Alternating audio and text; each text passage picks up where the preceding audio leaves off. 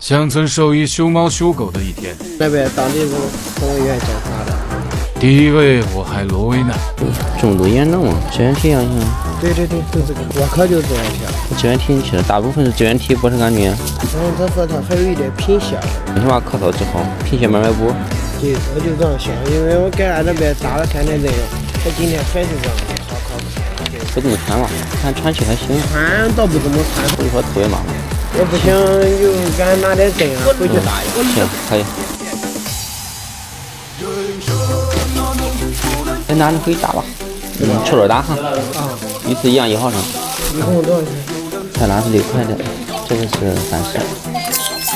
36一共。第二位做免疫的乳白英短。女孩家的有一个小猫，然后有人不是想问呢，就是打鼻涕很臭。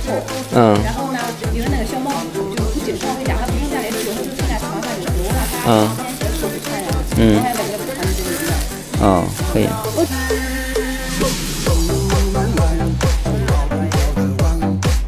这不屑的眼神。正常1年补，1年1次。35这个是。第三位骨折小柯基。腿骨折了吗？是吧？这个后腿根柯基上面的。这是动案里边瞧到这一结果是吗？我那个腿现在就着不了地了。我看看狗现在什么状态。你一直固定上，但是它可能后期的话会出现手有点瘸。它这样朝里边去了。因为你要是不把它接一起的话，你要这样固定上，你也能长。这长上之后可能会出现瘸腿。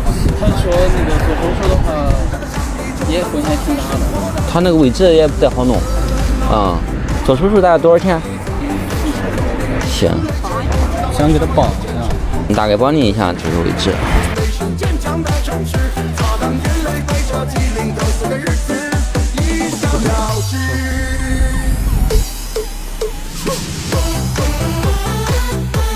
短腿儿，从家里走就不让它动了，再让它静养。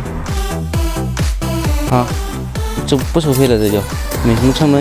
第四位细小腊肠犬。昨天给打电话那个，也可能是操细小，昨天还没头几天。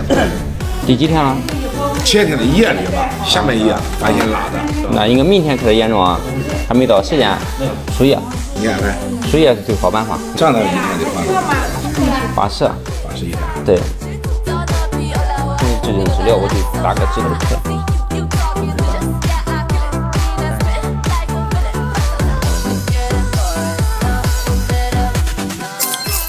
第5位返场嘉宾尿血牛奶猫。还有点尿片。